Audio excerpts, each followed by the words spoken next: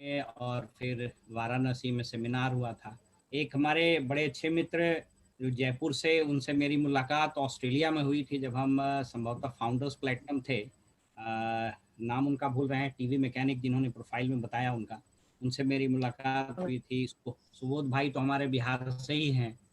और बहुत सारे लीडर्स को, पीके सिंह साहब को सुन रहे थे, द मैन ऑफ एक्साइटमेंट। मेरी आवाज आ रही है? I am audible? Yes sir, yes sir, yes sir.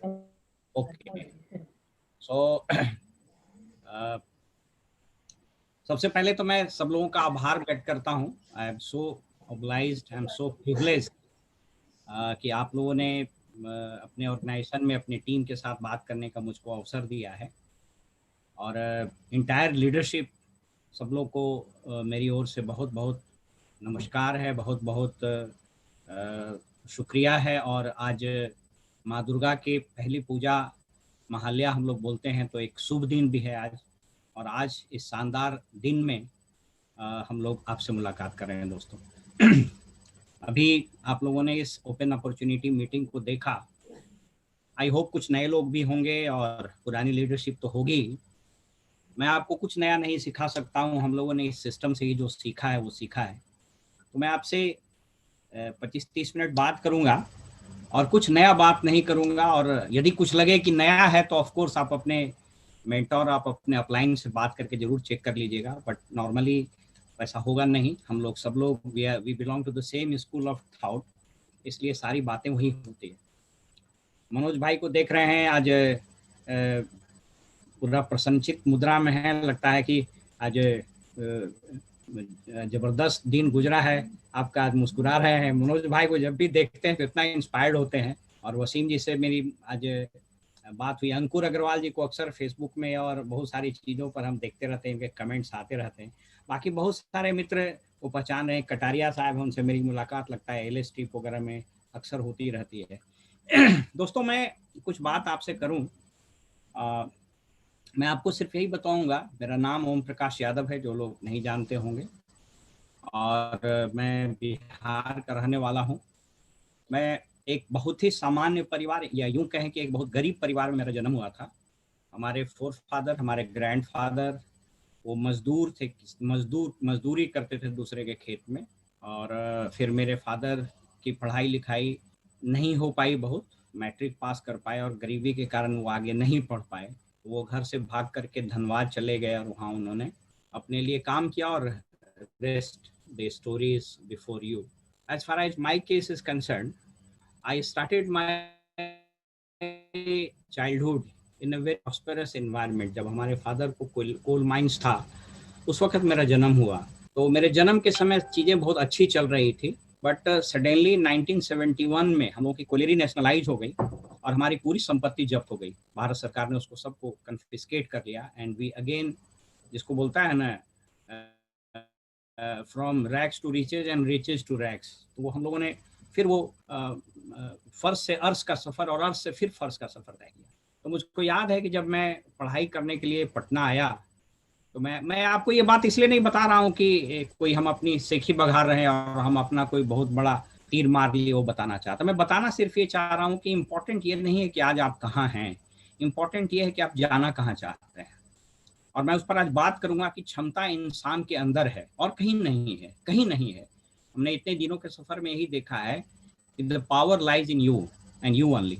उसी को जगाने की जरूरत है। और मैं ईश्वर से आज प्रार्थना करके आया हूँ, माँ दुर्गा से मैंने आज आशीष लिया है कि आज वो मेरे मुख से कुछ शब्द निकले जो कुछ लोगों के जीवन को बदल दे, तो मैं समझूंगा कि मेरा जीवन सफल हुआ। मनोज भाई बता रहे थे ना, हम लोग जब इस लेवल पर आप पाएंगे या इससे ऊपर जब जाएंगे, तो बिजनेस बेसिकली वो बिजनेस नहीं रहता है। अब हम लोग को समझ में ही नहीं आता है कि हम लोग ये क्या कर रहे हैं।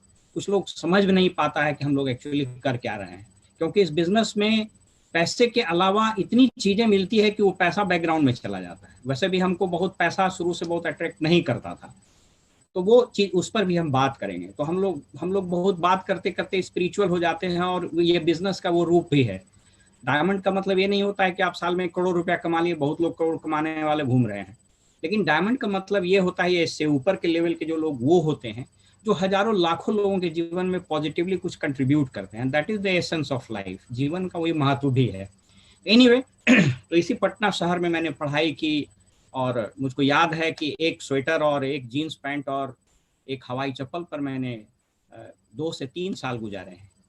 वो भी वक्त था जब 2 वक्त का रोटी नहीं मिल पाता था, किसी किसी दिन भूखे रह के पढ़ाई करते थे। वो वक्त भी था जब हम रात में ठंडा में सोते थे तो लगता था सुबह मेरी जान चली जाएगी, क्योंकि ओढ़ने के लिए मेरे पास रजाई नहीं था।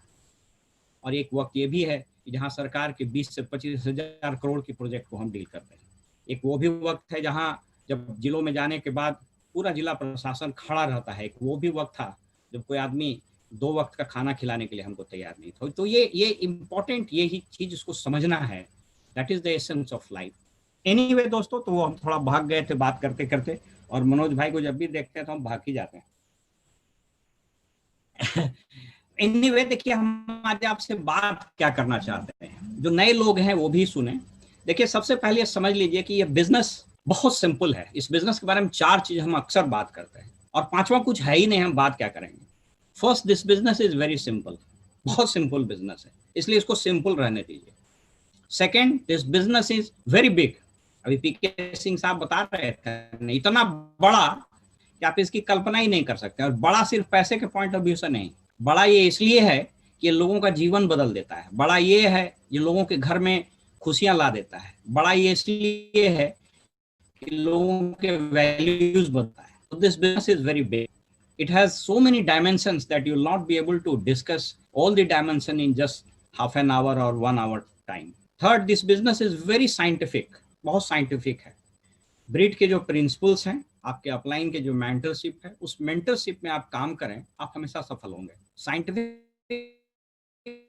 का मतलब होता है इसका फॉर्मूला, अगर H2O है, यानी 2 हाइड्रोजन और ऑक्सीजन मिलाता है तो पानी बनता है। ठीक उस प्रकार इसमें भी है कि अगर आप 9 कोर स्टेप्स 4 बेसिक्स करते हैं, या और जो भी प्रिंसिपल्स हैं, प्रोसेस या जो भी आप फॉलो करते हैं, तो रिजल्ट्स आएंगे। तो it's scientific. And fourth, it's not easy.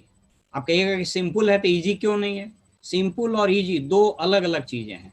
Simple चीजें इजी नहीं होती है। मॉर्निंग वॉक करना बहुत सिंपल, आदमी कितना आदमी निकलता है। सही बात बोलना कितना सिंपल, कितना आदमी बोलता है। धोखा नहीं देना चाहिए, कितना सिंपल काम, कितना लोग नहीं देता है। तो दीज आर 4 प्रिंसिपल्स। बट इस बिजनेस में जब आप आइएगा ना, तो सबसे पहली जरूरत जिस पर काम करने की है वो आप स्वयं है। You are the first person on whom you should work. और मैं आज उसी पर बात करूंगा आपसे, क्योंकि पावर आप में है, शक्ति आप में है। मैं कुछ फैक्ट्स आपके साथ शेयर करता हूं। मैंने जब कहा कि ये बिजनेस साइंटिफिक है, इसका मतलब it is based on certain enunciated principles. कुछ फैक्ट्स पर मैं आपसे बात करता हूं। मैं आपके मस्तिष्क पर बात करता हूं।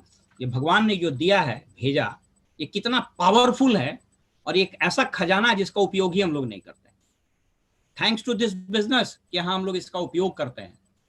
अन्यथा आप पाएंगे कि बाकी बिजनेसेस में पूरी जिंदगी गुजर जाती है और पूरा ट्रेजर, पूरा खजाना यहाँ पड़ा रहता है, और लोग भिखारियों की तरह भीख मांगते रहते हैं। अरे भैया, खजाना यहाँ है, कहाँ मांग रहे हो? God has given you this treasure. देखिए क्या फैक्ट, आपको जान करके आश्चर्य होगा, हमारा जो ब्रेन है, शरीर सेल से बनता है, तो ब्रेन भी सेल से बना। ब्रेन के सेल्स को न्यूरॉन बोलते हैं। एक किताब है माइकल गेल्ब की, how to think like Leonardo da Vinci.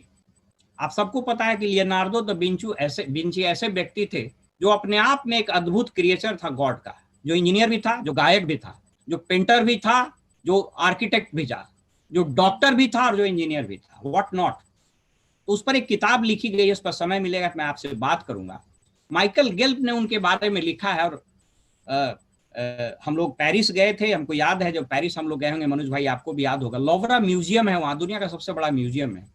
उसमें 6000 पेज का नोट्स लियोनार्डो दा विंची का रखा हुआ है, और बहुत सारे इस पर रिसर्च भी हुए हैं। तो पहला फैक्ट ये बताता है, इंसान का जो ब्रेन है, यानी इसके अंदर जो सेल्स है, उसको न्यूरॉन बोलते हैं, उसकी संख्या 80 बिलियन है। 80 बिलियन। कहता है ये सामान्य व्यक्ति का है, हर आदमी का 80 बिलियन होता है। लेकिन यदि आप चाहें तो इस सेल की संख्या बढ़ा करके 100 बिलियन कर सकते हैं। यानी there is a scope of enhancing the capacity of your neurons in your brain from 80 billion to 100 billion. आपको पता है कि 100 बिलियन हो जाएगा तो क्या हो जाएगा, आपको अंदाजा नहीं है, क्योंकि जैसी 100 बिलियन अगर आपका न्यूरॉन हो गया तो उसके बाद आप दुनिया में वो सब कुछ कर सकते हैं जो आप चाहिएगा। दुनिया में जो चीज आप मांगेंगे, चीज बारे में आपका ड्रीम होगा, वो सब प्राप्त कीजिएगा। और ये ऐसा हुआ है। तो पहला फैक्ट ये याद रखिए कि भगवान ने सबको 80 बिलियन सेल्स दिया है, लेकिन उसको हम लोग को 100 बिलियन करना है। और ये ब्रिट सिस्टम, एमवे, आपकी लीडर्स वही करने की कोशिश कर रहे हैं। दूसरा फैक्ट कहता है कि ये जो ब्रेन है, मैं एकदम साइंटिफिक बात कर रहा हूं, बायोलॉजी की बात है, लेकिन हम एकदम आम आदमी की भाषा में बताने की कोशिश कर रहा हूं। मेरी आवाज आ रही है? आप हाथ उठाएंगे तो हमको लगेगा, सिर्फ हाथ उठाइए। ये जो ब्रेन है ये 2 हेमिस्फीयर में है, लेफ्ट एंड राइट। देखिए मजेदार बात क्या है, हम लोग जब इस बिजनेस में आए, इस सिस्टम में आए, तब समझ में आया। वो कहता है ना कि वो एक गालिब का शेर है ना कि धूल चेहरे पे थी, उम्र भर गालिब यही भूल करता रहा, धूल चेहरे पे थी, आईना साफ करता रहा। अरे सारा ताकत यहां तार, हम लोग दूसरे को ढूंढ रहे हैं। देखिए जो ब्रेन है उसके 2 पार्ट हैं, लेफ्ट हेमिस्फीयर और राइट हेमिस्फीयर। लेफ्ट हेमिस्फीयर जो होता है वो लॉजिक, इंटेलिजेंस, कैलकुलेशन, इन चीजों के बारे में सोचता है, लेफ्ट। और जो राइट है वो सोचता है ड्रीम के बारे में, वो सोचता है बिग पिक्चर्स के बारे में, वो ह्यूमन रिलेशनशिप के बारे में, वो दुनिया की भलाई के बारे में सोचता है। लेकिन मजेदार बात यह है कि दुनिया के सारे यूनिवर्सिटी में जो पढ़ाई होती है वो सिर्फ और सिर्फ लेफ्ट हेमिस्फीयर के बारे में होता है। आपको कॉलेज में जाइए ना, किसी यूनिवर्सिटी में जाइए, क्या पढ़ाई होता है? लॉजिक, इंटेलिजेंस, कैलकुलेशन, नौकरी कैसे कीजिएगा, फिजिक्स, बायोलॉजी, ये सारा लेफ्ट का है। कहता है कि यदि राइट हेमिस्फीयर के पोर्शन को आप बढ़ाना शुरू कर दीजिएगा तो आपका पूरा चीज बदल जाएगा, आप पूरी दुनिया बदल सकते हैं। इसलिए दुनिया में जितने बड़े लोग हुए, चाहे वो गांधी हो, चाहे आइंस्टाइन हो, चाहे बिलब्रिट हो, चाहे डॉक्टर ब्राइट हो, चाहे आप हो, आपको राइट हेमिस्फीयर पर काम करना है। इसलिए आपके लीडर क्यों बार बार बोलते हैं कि ड्रीमर होइए, डिसीजन लीजिए, ड्रीम पेस्ट कीजिए, क्यों बोलते हैं?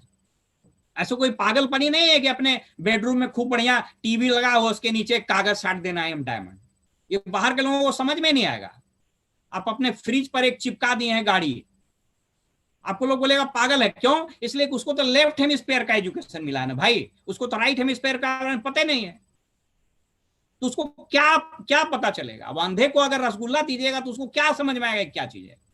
तो समझना ये राइट हेमिस्फीयर का खेल है, और यहाँ राइट हेमिस्फीयर पर हम लोग बात करते हैं। This is one fact. एक और फैक्ट, उसके बाद हम कंक्लूड करेंगे। आपको पता है कि हमारा ब्रेन कितना इंटेलिजेंट है? आप समझिए, ये सबका है, हमारा भी आपका भी है। कहता है कि the brain is 7 times more intelligent then the most intelligent super computer on the face of this earth. दुनिया के सबसे पावरफुल सुपर कंप्यूटर से 7 गुना ज्यादा आपका ब्रेन काम करता है। कैसे?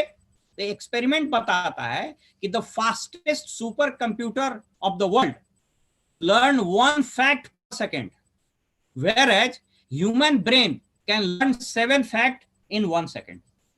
अरे भाई, आप 7 फैक्ट एक क्षण में याद करते हैं और कंप्यूटर 1 फैक्ट एक क्षण में याद करता है। तो आप पावरफुल है, कंप्यूटर पावरफुल है? You are powerful. ये एक फैक्ट है। इसके बाद हम इसको एनालाइज करें। इसलिए मैं बार बार बोल रहा हूं, अपने पर काम करिए। हम लोग इस बिजनेस में भी कई बार धोखा खाते हैं। सर वो कुछ नहीं कर रहा, उसको सिखा रहे हैं, सर उसको सिखा रहे हैं, उसको बोल रहे हैं ठीक से कपड़ा पहने। अरे भैया, तुम सीखे कि नहीं सीखे ये ना समझो, पहले तुम ही पर काम करना है। एक और फैक्ट है, एक बहुत बड़ी डॉक्टर थी, आप गूगल करके पढ़ेंगे इनको, इनका नाम था doctor Candace Pert. Doctor Candace, CANDACPERT, Candace Pert. इनको बोला जाता है न्यूरो साइंस की देवी है, इनको भगवान स्वरूप माना जाता है। अमेरिका में, यूरोप में, या जो लोग न्यूरो साइंस पढ़ते हैं, जो डॉक्टर पढ़ते हैं डॉक्टरी, वो डॉक्टर कैंडेक पर्ट को भगवान मानती है, देवी मानती है न्यूरो साइंस की। और इनकी उपलब्धि इतनी बड़ी है कि इन्होंने नोबेल पुरस्कार भी ठुकरा दिया था, इसलिए कि जब ये काम कर रही थी तो सब लोग बोली कि बहुत एवरेज लड़की है ये। ऐसे भी हम लोग लेडीज को थोड़ा कम ही भाव देते हैं, हालांकि ये बात अलग है कि हम लोग इस बिजनेस में लेडीज को बहुत भाव देते हैं। नहीं तो देखिएगा ना, लेडीज कुछ करती है, वो एक बार हुआ ना कि पत्नी ने खाना में थोड़ा नमक डाल दिया, तो हस्बैंड कहा क्या खाना बनाएंगे, नमक डाल दिए, बेकार है। बोले कि कल वाला ठीक था, परसों भी ठीक था। तो बोला उसके बारे में बोले नहीं। बोला वो तो तुम्हारा धर्म है। आप सोच के देखिए, बढ़िया खाना बनाना धर्म है तो खराब खाना खा के पढ़ाई करना आपका धर्म है कि नहीं है? So anyway, just I am joking. तो डॉक्टर कैंडेपर्ट ने एक किताब लिखी है और उस किताब का नाम है विजडम ऑफ बॉडी। मनोज भाई का बड़ा फेमस वर्ड है विजडम, और वो फैक्ट भी है। तो विजडम ऑफ द बॉडी वो कहती हैं कि जो ये एक भ्रम है कि इंसान सिर्फ ब्रेन से सोचता है, सबकॉन्शियस माइंड सिर्फ ब्रेन में, ये एक भ्रम है। वो कहती है कि your body is subconscious mind, यानी आपके बॉडी में जितने नए सेल्स बनते हैं वो सभी आपके विजडम में कंट्रीब्यूट करते हैं। इसका मतलब क्या है? आप मरते दम तक भी विजडम को एक्वायर कर सकते हैं, आप मरते दम भी सीख सकते हैं। आपने देखा ना अभी इस वर्चुअल हॉल में हमारे सीनियर सिटीजन जो इस बिजनेस में कामयाब है, हैट्स ऑफ। वो ऐसा क्यों हुआ? क्योंकि वो इस बात को वो हो रहा है अनकॉन्शियसली, क्योंकि हर दिन आपके शरीर में सेल्स मरते हैं और हर दिन नए सेल्स बनते हैं। तो जब नए सेल्स बनते हैं इसका मतलब आप हर दिन विजडम एक्वायर कर सकते हैं। लेकिन समाज हमको क्या बोलता है? हम लोग के बिहार में कहावत है, बूढ़ सोगा पोस मानता है, मतलब आप एडल्ट हो गए तो आप नहीं सीख पाइएगा। ये रॉन्ग है, it is a myth, it is a misconception. Every day, every single day you can learn, the day you die you can learn. तो ये body is your subconscious mind, याद रखिए। इसलिए अपने शरीर को भी स्वस्थ रखना बढ़िया है। न्यूट्राइट खाने से खाली आपका शरीर स्वस्थ नहीं रहेगा, आपका ब्रेन भी स्वस्थ रहेगा। इस मीटिंग में आने से आपके पॉजिटिव थॉट्स आएंगे, वह भी आपको ग्रो करेंगे। तो ये कॉम्बिनेशन है। एक और फैक्ट है, उसके बाद हम आगे बात करेंगे। ये बड़ा मजेदार फैक्ट है, इस पर थोड़ा सा हम आगे भी बढ़ेंगे। ये जो ब्रेन का जो मैंने बताया ना कि ब्रेन में 80 बिलियन सेल्स है। हमें ऑडिबल कुछ बोर तो नहीं हो रहा, क्योंकि थोड़ा साइंटिफिक बात आज मेरा करने का मूड हो गया था मैडम। मजा आ रहा है आपको सुन के। तो कई बार हम बड़ा इमोशनल हो जाते हैं, तो कई भावनाओं में हम लोग बह जाते हैं, तो फिर बड़ा मुश्किल हो जाता है। एनीवे, एक और बड़ा मजेदार फैक्ट है। एक बहुत बड़े साइंटिस्ट हुए 1968 में, इन्होंने एक रिसर्च की। वो मॉस्को यूनिवर्सिटी के एक साइंटिस्ट थे, उनका नाम था डॉक्टर पियोत्र एनोखिन। 1968 में जब इनका रिसर्च पब्लिश हुआ तो दुनिया में हंगामा हो गया। शुरू में लोगों ने इनकी बात नहीं मानी, बाद में जब एस्टैब्लिश्ड हो गया तो लोगों ने कहा कि बाप रे बाप, ये क्या है। देखिए इन्होंने क्या कहा। पियोत्र एनोखिन कहते हैं कि ये जो 80 बिलियन या 100 बिलियन सेल्स हैं, न्यूरॉन, तो एक न्यूरॉन दूसरे न्यूरॉन को जो कनेक्ट करता है उसको बोला जाता है सिनेप्टिक कनेक्शन। सब लोग जुड़ा हुआ, जैसे एक ईंट दूसरे ईंट से जोड़ के आप दीवार बना देते हैं, उसी तरीके से एक न्यूरॉन दूसरे न्यूरॉन से जुड़ करके आपका ब्रेन बनता है। ठीक है, एम आई क्लियर? क्लियर है? हाथ उठा दीजिएगा सिर्फ madam, if I am clear. Okay. तो ये जो सिनेप्टिक कनेक्शंस हैं, डॉक्टर एनोखिन ने कहा कि सिनेप्टिक कनेक्शंस को अगर लंबा कर दिया जाए, ब्रेन से खींच करके लंबा कर दिया जाए, तो आपको पता है कितना किलोमीटर हो जाएगा? आप इमेजिन करके देखिए, 1.5 करोड़ किलोमीटर लंबा हो जाएगा। और वो लंबाई तब जब कागज पर 1 लिख के 000 लिखिएगा तब। ये एस्टैब्लिश्ड हो गया। When this paper was published in 1968, the entire world was thrilled. बाप रे बाप, कितना ताकत! आप सोच के देखिए, हमारे ब्रेन में जो सेल्स है उसको जोड़ने वाली जो धागा है उसको खींच के लंबा कर दें तो 1.5 करोड़ किलोमीटर तक चला जाएगा। आप अंदाज लगा लीजिए क्या भगवान ने शक्ति दी है। लेकिन पियोत्र एनोखिन ने एक बात और कही कि दुनिया में 98% लोग अपने ब्रेन का 1% से ज्यादा उपयोग कर ही नहीं पाते। अब 10.5 मैंने 1.5 लाख 1.5 करोड़ किलोमीटर का 2% आप जोड़ लीजिए, उतना ही आप यूज करते हैं। तो जो यूज नहीं कीजिएगा तो क्या होगा? वो सड़ जाएगा। फ्रिज में खाना रखा हुआ आप नहीं खाए, क्या होगा? सड़ जाएगा। इसीलिए लोगों के मन में खराब चीजें जाती है। क्यों दुनिया में लोग नेगेटिव हैं?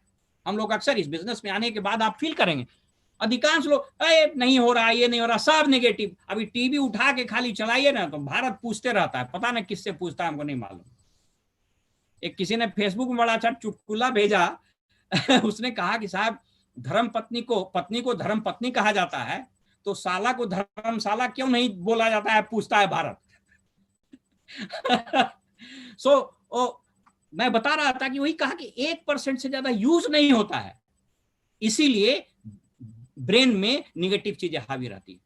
हम लोग इस बिजनेस के अंदर एक काम कर सकते हैं कि ये जो 1% का लेवल है उसको बढ़ा दीजिए। आपको पता है कि 5 से 10% अगर बढ़ जाएगा तो आदमी लियोनार्डो द विंची हो जाएगा। लियोनार्डो, अगर समय मिलेगा तो उसके 7 प्रिंसिपल पर भी हम बात करेंगे जिस पर काम करना चाहिए हमको, क्योंकि ये बिजनेस इंसान बनने का है। ये बिजनेस खाली पैसा कमाने का नहीं है। पैसा कमाने के लिए बहुत धंधा है। हम जिस नौकरी में है, मैंने आप इसको कहीं कोट नहीं कर रहे, लेकिन जिस नौकरी में सोच बेमान कोई फर्क नहीं पड़ता है, क्योंकि ये पैसा कमाने का है। पैसा कि उसका कोई तुलना नहीं है। गिनिएगा ना, भाई पैसे खाइएगा आप, लेकिन ये पैसा के अलावा भी बहुत बड़ा बिजनेस है, इसको समझिए। क्योंकि खाली पैसे के लिए बहुत बड़ा बिजनेस आप नहीं कर पाइएगा। इस चीज को हमेशा याद रखिए। जब तक एक अच्छे इंसान आप नहीं होएगा, जब तक आप में विजडम नहीं आएगा, आप बहुत बड़ा बिजनेस नहीं करिएगा। हमको याद है मनोज भाई की सीडी सुनते तो हमेशा इस पर बात करते थे। उन दिनों हम जस्ट प्लेटिनम थे या शायद गोल्ड थे, हमको स्मरण नहीं, लेकिन हमेशा वो बात करते तो उस वक्त हमको समझ में नहीं आता कि भाई कौन बिजनेस है जिसमें विजडम की जरूरत है। कभी कोई देखे कपड़े का दुकान खोल दिया, कभी किसी देखे ना इलेक्ट्रॉनिक्स का गुड खोल दिया, तो उसको अच्छा आदमी बनेगा तब उसका टीवी बिकेगा, कहीं देखे सुने? लेकिन इसमें होता है, इसमें होता है और यही होता है, और ये नहीं होगा तो नहीं होगा। इसलिए इस चीज को समझिए। एक और फैक्ट रख करके मैं कंक्लूड कर दूं, मैं एक फैक्ट को रख के कंक्लूड कर दूं। दोस्तों, ये बिजनेस बेसिकली, मैं थोड़ा रैप अप कर रहा हूं। देखिए ये बिजनेस का सार क्या है समझिए। दुनिया में हर व्यक्ति की 2 आदत है और एक उसकी स्थिति है। देखिए इसी में इस बिजनेस का राज छिपा हुआ है। 2 आदत क्या है? पहली आदत यह है कि वो कुछ प्रोडक्ट यूज करता है और कुछ सर्विसेज यूज करता है। चाहे वो गरीब हो, अमीर हो, कोई भी हो, उस व्यक्ति की पहली आदत यह होगी, सुबह उठेगा, ब्रश करेगा, नहाएगा, कपड़ा धोएगा, पोछा लगेगा, बर्तन साफ होगा, वगैरह वगैरह, मोबाइल चार्ज करेगा। तो पहली आदत यह है कि ही यूजेस प्रोडक्ट। और दूसरी आदत यह है कि वो लोगों को शेयर करता है। ये चीज हम लोग सब शेयर करते हैं। इस बिजनेस में यही 2 काम करना है, प्रोडक्ट यूज करना है और उसको शेयर करना है।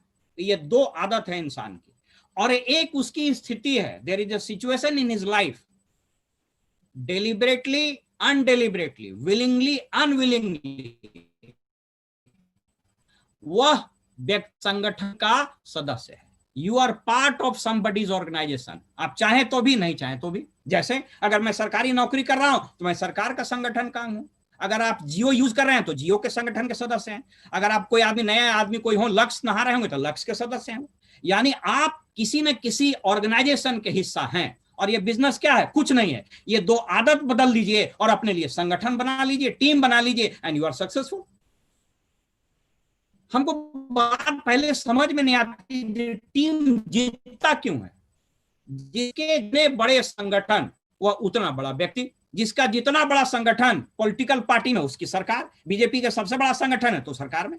जिसकी जितनी बड़ी संगठन उसकी उतनी बड़ी विरासत। आप सोच के देखिए ना, मैं कोई पॉलिटिकल बात नहीं कर रहा हूं, लेकिन इसको आप कनेक्ट कीजिएगा। इस देश में एक पार्टी है जिसने स्वतंत्रता संग्राम में हिस्सा लिया था। उसका संगठन बड़ा है, इसलिए कमजोर नेतृत्व के बावजूद इतना दिन से टिका हुआ कि नहीं टिका हुआ। इसका मतलब क्या है कि अगर आपने संगठन बनाना सीख लिया, ऑर्गेनाइजेशन बनाना सीख लिया, तो आप दुनिया में सब कुछ प्राप्त कर सकते हैं। संगठन ही शक्ति, ऑर्गेनाइजेशन। तो ऑर्गेनाइजेशन जीतता क्यों है, टीम क्यों जीतता है, यह हमको पहले नहीं समझ में आता था। मैं वही आपसे बताना चाह रहा हूं। दोस्तों, मैंने कहा ना कि लियोनार्डो दा विंची पर लिखी हुई कई किताबें हैं। जिसमें एक किताब की जिसकी चर्चा मैंने की, how to think like Leonardo da Vinci. एक बहुत बड़े डॉक्टर हुए, उनका नाम था डॉक्टर होवार्ड गार्डनर। आप चाहे तो नोट कर सकते हैं, डॉक्टर होवार्ड गार्डनर। वो हार्वर्ड यूनिवर्सिटी के प्रोडक्ट थे।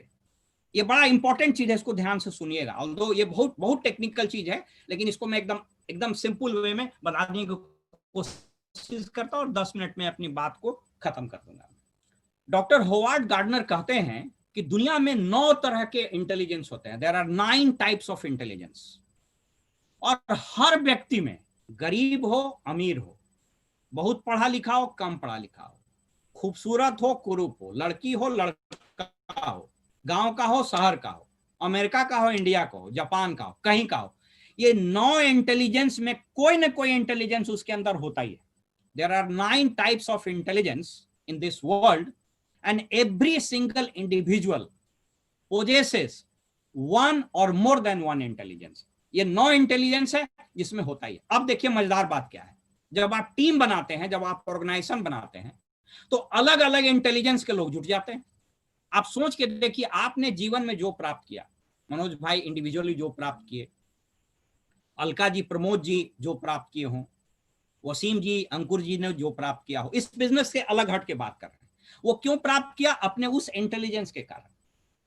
अब आप सोच लीजिए कि आप में शायद 2 इंटेलिजेंस होगा, एक होगा, हमको नहीं पता, लेकिन आप 1 या 2 इंटेलिजेंस से इतनी कामयाबी हासिल कर सकते हैं, तो अगर 9 तरह का इंटेलिजेंस आपके ग्रुप में आ जाए तो आप कितनी कामयाबी हासिल कीजिएगा? Does it make sense madam? Does it make sense? अब इसको समझिए कौन सा इंटेलिजेंस है, और इसीलिए आपको काम करना होगा. आपके टीम में भी वो इंटेलिजेंस के लोग आएंगे, लेकिन आपको समझना पड़ेगा कि किस तरह का आदमी आया है.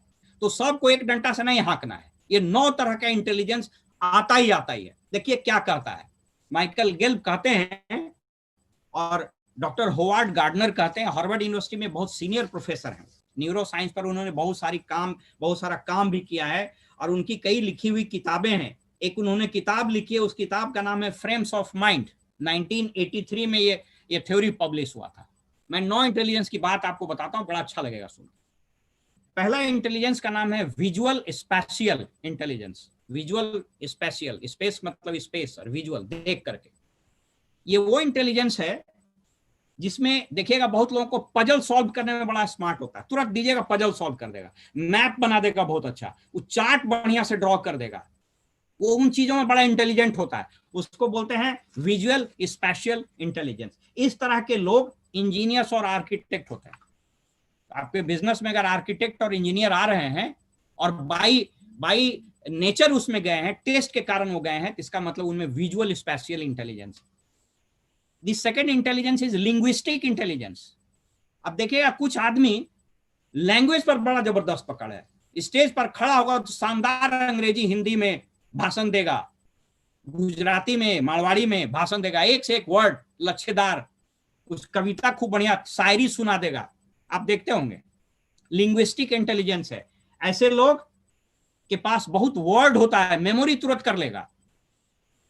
आप देखिएगा आपके ग्रुप में भी, सर ये फलाना सीडी में सुने थे, उन्होंने ऐसा कहा था. This is called linguistic intelligence. ऐसे लोग जनरली गुड स्पीकर होते हैं, मोटिवेशनल स्पीकर होते हैं, अच्छा बोलेंगे स्टेज पर. देखिएगा कुछ लोग ओपन मीटिंग में खूब बढ़िया ओपन मीटिंग लेगा. This is a kind of intelligence. Third है logical mathematical calculation, logical mathematical intelligence. इस तरह के लोग मैथमेटिक्स में बड़ा तेज होते हैं, कैलकुलेशन तुरंत निकाल देंगे. अब हम इसमें बड़ा वीक है. हमको आज भी कोई पूछता है कि सर इसमें पैसा कैसे आता, कैलकुलेशन बताइए, तो हम बोले भाई हमको सही पूछो ना, हमको नहीं पता है. ये मोटा मोटी बता देते हैं 60% ऐसे आता, उसके ऊपर पूछोगे तो हमको नहीं पता, एमबीए वाला जोड़ के देता है, क्या माथा खराब करना है यार. सही पूछिए मनोज भाई हमसे, अभी भी कुछ पूछता है कि सर ये 15% नीचे वाला कैसे आता है, हमके यार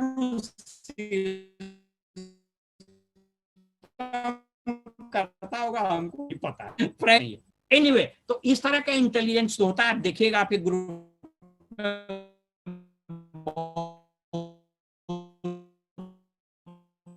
लोग नहीं बहुत, अब देखिए पहाड़ 68 इतना इतना जोड़ के मुंह से बता देगा. This is a kind of intelligence. उस इंटेलिजेंस को बोलते हैं लॉजिकल मैथमेटिकल. इस इंटेलिजेंस के महारत हासिल थे आइंस्टाइन, जिन्होंने ई बराबर MC स्क्वायर की परिकल्पना की, जिनको नोबेल पुरस्कार मिला. चौथा इंटेलिजेंस इसको बोलता है बॉडी कैनेस्थेटिक इंटेलिजेंस, जिसके शरीर में बहुत ताकत होता है, जिसका शरीर बड़ा लचीला होता है, वो खूब अच्छा डांस करेगा, खूब अच्छा कोरियोग्राफर हो सकता है. आप देखिएगा जनरली कि जो गूंगा आदमी रहेगा उसका शरीर में बहुत ताकत रहेगा. मनोज भाई आप एग्री कीजिएगा, पहलवान लोग देखिएगा गूंगा आदमी का बहुत ताकत. सिनेमा में भी हम लोग देखते थे तो विलेन जो रहता था गूंगा रहता था, बहुत ताकत रहता था. बॉडी कैनेस्थेटिक, बॉक्सर होता है ऐसा लोग, पहलवान होता है ऐसा लोग, बॉडी बिल्डिंग में लगा हुआ है. This is also a kind of intelligence. एक होता है म्यूजिकल इंटेलिजेंस, पांचवा. म्यूजिक में उसको बड़ा प्यार है, खूब अच्छा गाना गाएगा, तुरंत सीख लेगा, कोई गाना तुरंत कॉपी कर लेगा, खूब अच्छा से तबला बजाएगा. म्यूजिकल प्लान दिखाते दिखाते खूब बढ़िया गाना गा देगा, मोह लेगा, मनमोह लेगा आपको। This is also a kind of intelligence. ऐसे लोग सिंगर होते हैं खूब अच्छा, हम भी सिंगर है, ऐसा कमजोर मत समझिए। मोहम्मद रफी का गाना स्टेज से गाते हैं तभी भीड़ लग जाता है। एक बड़ा मजेदार होता है जो हम लोग के बिजनेस के लिए बड़ा इंपॉर्टेंट है, इंटरपर्सनल इंटेलिजेंस। इंटरपर्सनल इंटेलिजेंस ये क्या होता है?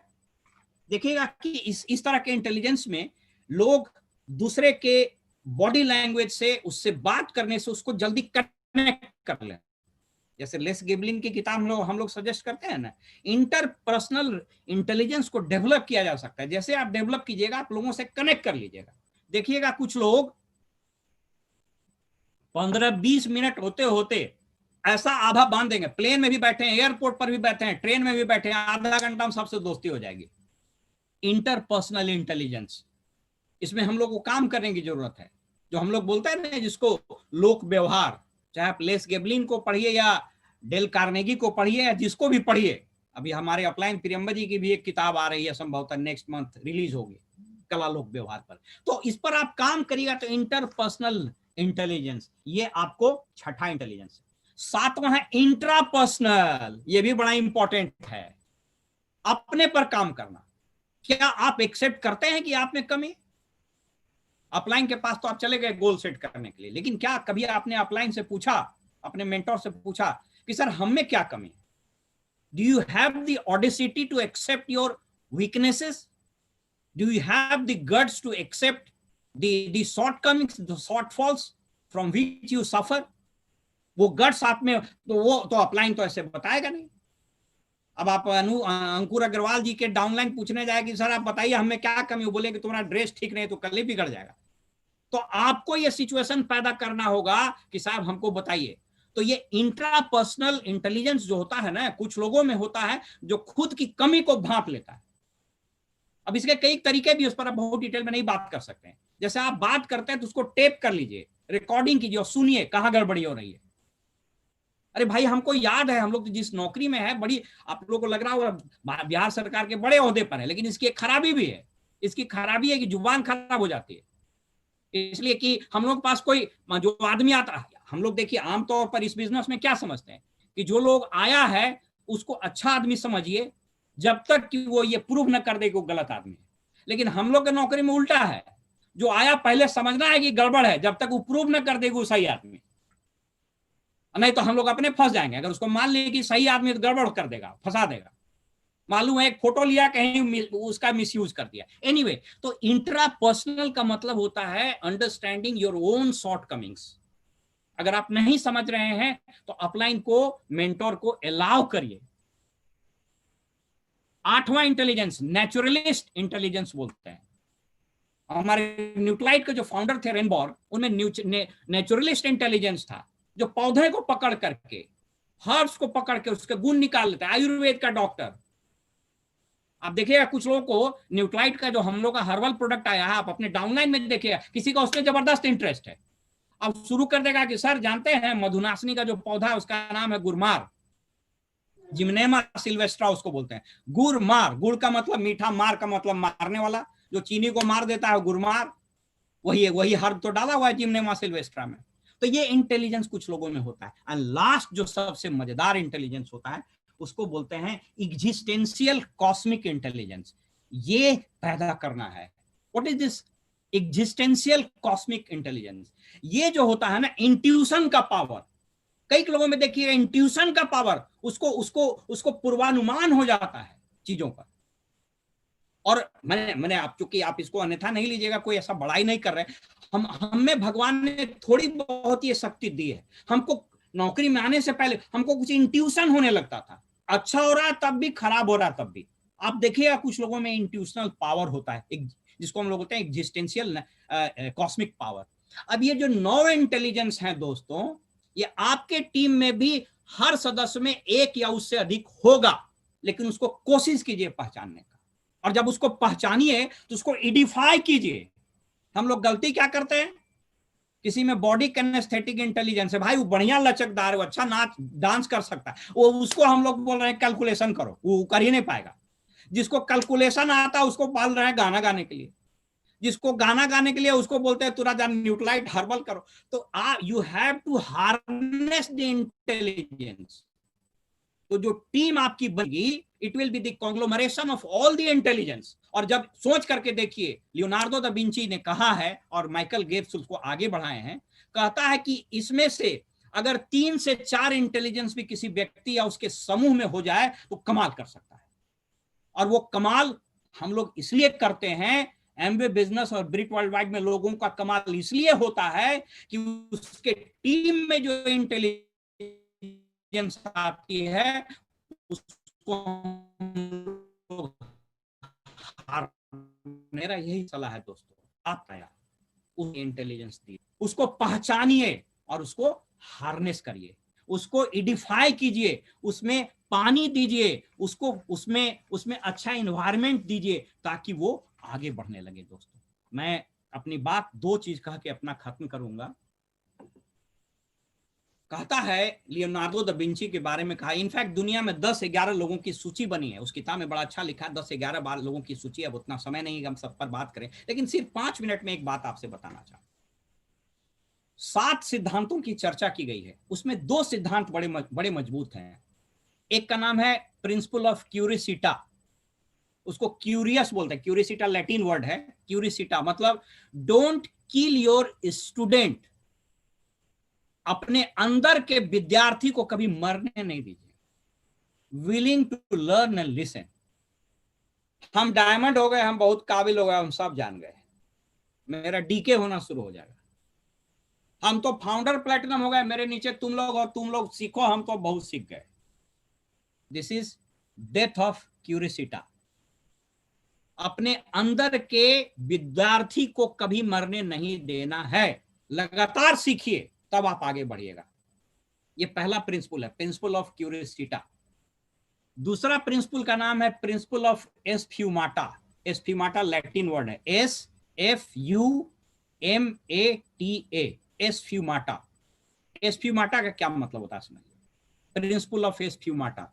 इनफैक्ट एस्फ्यूमाटा जो वर्ड है ये पेंटिंग में यूज होता है, जो बहनें या बच्चियां जो पेंटिंग करती होंगी उनको पता होगा। एस्फ्यूमाटा का मतलब होता है पेंटिंग करके उसमें ऐसा हेजीनेस क्रिएट कर दीजिए कि उसका अलग अलग एंगल से देखने में अलग अलग दिखाई पड़े। जैसे हम लोग पेरिस गए थे तो हम लोग ने लोवरा म्यूजियम में देखा था मोनालिसा के ओरिजिनल पेंटिंग को। तो मोनालिसा की ओरिजिनल पेंटिंग को जब भी आप देखेंगे तो जिस तरफ से देखेंगे आपको लगेगा कि वो आप ही को देख रही है। पत्नी को बगल में नहीं रखिएगा, नहीं तो झगड़ा हो जाएगा, मोनालिसा देखेगी तो। Anyway I am just joking. तो इस मेथड को बुलाया जाता है एस्फ्यूमाटा। लेकिन यहां इसका मतलब है कि आप अनसर्टेनिटी को एक्सेप्ट करते हैं। आप प्लान दिखाने जा रहे हैं, ठीक है, और आपको वहां कुछ तय नहीं है कितने लोग आएंगे भी या नहीं आएंगे, कहीं 900 तो नहीं हो गया, तो आप 900 को एक्सेप्ट करने के लिए तैयार है कि नहीं। कहीं आप प्लान दिखाने गए, खूब एक्साइटेड होकर वहां पहुंचे, मालूम हुआ कि आप जिसके लिए गए वो है ही नहीं। मैं आपको एक छोटा सा वाक्य मनोज भाई सुनाता हूं।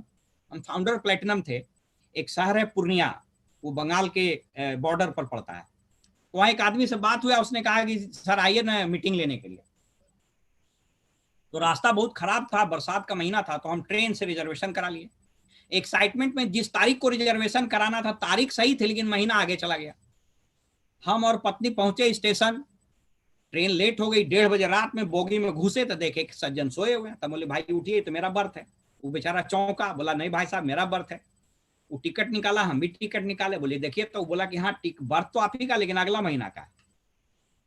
अब हम बेवकूफ बने, तुरंत उतरे और नई गाड़ी डिजायर लिए थे। रोड इतना खराब था, हम लोग 4 बजे सुबह में, ड्राइवर और वाइफ और हम, छोटा बच्चे थे वो सब घर में थे, और हम लोग ड्राइव करते निकले। आप बिलीव नहीं कीजिएगा, 12 घंटा 10 घंटा लगा मनोज भाई पूर्णिया पहुंच के। और वहां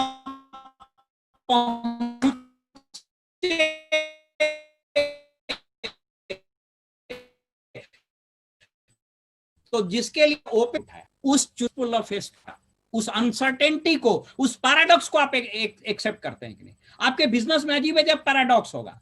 मनोज भाई एक आदमी को प्लान दिखाएंगे बनारस में, जो हो सकता है 50 करोड़ का फैक्ट्री लगाए हुए हो, लेकिन दूसरा उसी समय उनको वहां भी जाना पड़ेगा जो ठेला लगाए हुए होगा।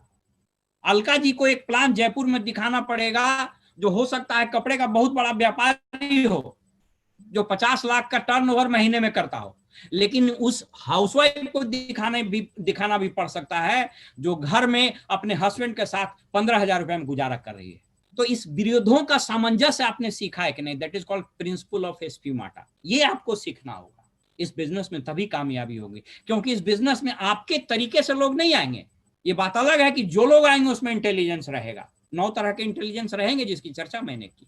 तो इनको आपको सामंजस्य स्थापित करना पड़ेगा। दोस्तों, मैं अपनी बात खत्म कर दूं। मैं इन सबों के अलावा एक चीज पर आपसे जरूर आज मैं आपको बोल करके निकल जाऊंगा, क्योंकि टाइम भी हो गया मेरा 25 मिनट नहीं, इनफैक्ट 5 मिनट लेट ही हो गया, तो मैं अब 1-2 मिनट में फिनिश कर देता हूं। इन सभी चीजों के लिए जो सबसे सटीक एक काम है जो करना चाहिए, and that is habit of reading, पढ़ने की आदत डालें।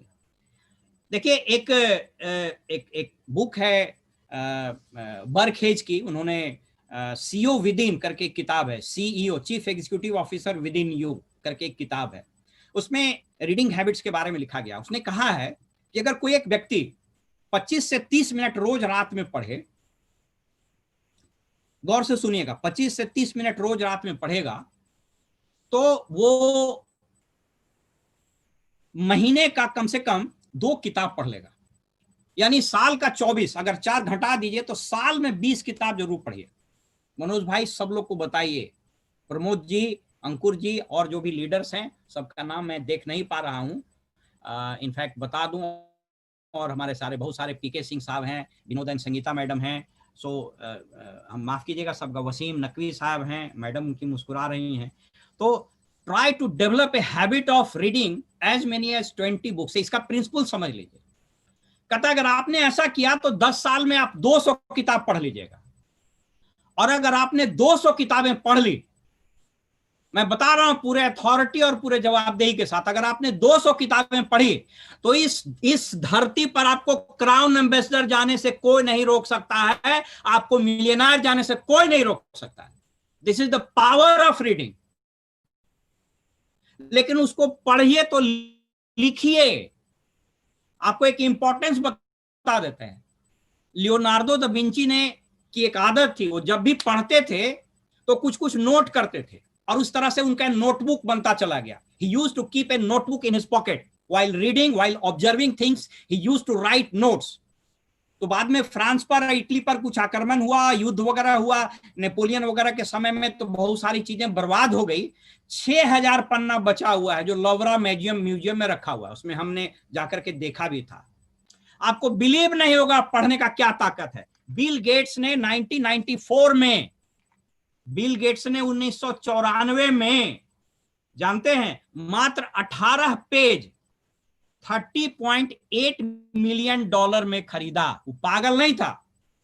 Bill Gates purchased only 60 sheets of the original notebook of Leonardo da Vinci by paying $30.8 million। दोस्तों, कहता है कि हम लोग जीवन में जो पढ़ते हैं वो नौकरी के लिए पढ़ते हैं, स्टूडेंट लाइफ में पढ़ते हैं। कहता है अगर आप नौकरी के लिए पढ़ रहे हैं, कोई डिग्री प्राप्त करने के लिए पढ़ रहे हैं, तो एवरेज रहिएगा, लेकिन जिस दिन उस दौर से निकलने के बाद पढ़ना शुरू कीजिएगा, तब आप मिलियनर और बिलियनर बनिएगा। इसलिए आप याद कीजिए, जितने भी सफल लोग हैं वो पढ़ते हैं। वो मेरा भारत पूछता, वो नहीं देखने के चक्कर में रहते। लेकिन पढ़ने का मतलब मनोहर कहानियां नहीं है। Hindustan times, times of India ठीक है, काम के लिए पढ़ेंगे, लेकिन उसका विज्ञापन भी नहीं पढ़ना है। पढ़ने के लिए मतलब the book which is worth reading. उन किताबों को पढ़िए जो पढ़ने योग्य है, और इसके लिए हमारे लिए बुक ऑफ द मंथ है। दोस्तों, इस बिजनेस में, इस नौकरी में आने के लिए भी हमने बहुत पढ़ाई की, बिना पढ़े हुए आता नहीं है। 3 लाख बच्चे एग्जाम दिए थे, उसमें हम लोग 120 पास किए थे, तो ऐसा तो है नहीं। इस बिजनेस में आने के पहले बिहार सरकार की कई किताबें, इनफैक्ट हम 2002 ऑनवर्ड्स जितने आईएएस है, जितने पीसीएस, सबको पढ़ा है। मेरी लिखी गई कई किताबें लाइब्रेरीज में है। हमारे लिखे गए फाइल नोटिंग ड्राफ्टिंग बिहार सरकार में चलते हैं कि फाइल पर कैसे लिखे जाते हैं। लेकिन नौकरी कर रहे थे, साल इस बिजनेस को फक्र है कि 10 से कम 300 किताबें पढ़ी होंगी। तो develop a habit of reading books. याद कीजिए कि अगर आप पढ़ना शुरू कीजिएगा, आपको इस बिजनेस में बिलियनर बनने से कोई नहीं रोक सकता। दोस्तों, मेरा समय खत्म हुआ। आप लोगों से बात करके बहुत अच्छा लगा। मैं आपको यही कह सकता हूं कि इस बिजनेस में ईश्वरत्व का, ब्रह्मत्व का वास है। आप ईश्वर को, वाहे गुरु को, अल्लाह को, जीसस को याद करके इस बिजनेस को करिए। ये बिजनेस खाली टेक्निक से नहीं चलेगा। ये बिजनेस लोगों को जोड़ने से खाली नहीं चलता है। अगर लोगों को जोड़ने से चलता तो मैं जिस पद पर हूं, पूरे बिहार में तकरीबन 20,000 लोग मेरे अंडर में काम करते हैं। उस सबको जोड़ देते तो क्या फर्क पड़ता है? जोड़ने से नहीं होता। यह बिजनेस दिलों को जोड़ने से चलता है। तो दिल को जोड़ने का काम सीखिए, जो हमेशा मनोज भाई कहते हैं, जो हमेशा पीके सिंह साहब को देख रहे हैं। पीके सिंह साहब को देख के हमेशा हम एक्साइटेड हो जाते हैं। बाप रे बाप, दिल्ली में अब तो बहुत दिन हो गया पीके सिंह साहब। चलिए अब जल्दी से कोरोना का माने विदाई हो जल्दी, कि हम लोग दिल्ली में मिले भाई लोग, तो फिर एक्साइटमेंट हम लोग का हो। बाप रे बाप, पीके सिंह साहब जो स्टेज से कूदना शुरू करते हैं तो हम लोग पीछे हो जाते हैं, धक्का मार देते हैं, हम लोग नीचे गिर जाते हैं, इतना एक्साइटेड रहते हैं। So hats off you. So दोस्तों, मैं यही कहूंगा, दिलों को जोड़ने का काम है। तो अपने ब्रेन पर काम कीजिए। Work on your self, work on your self and work for the humanity.